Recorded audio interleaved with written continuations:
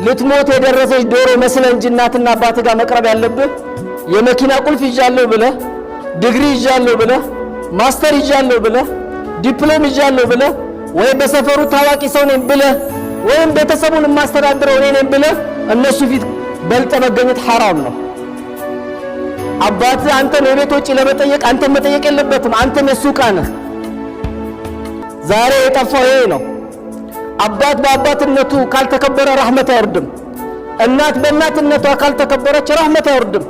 ወላሂ ሰላታችንም ተቀባይነት የለውም።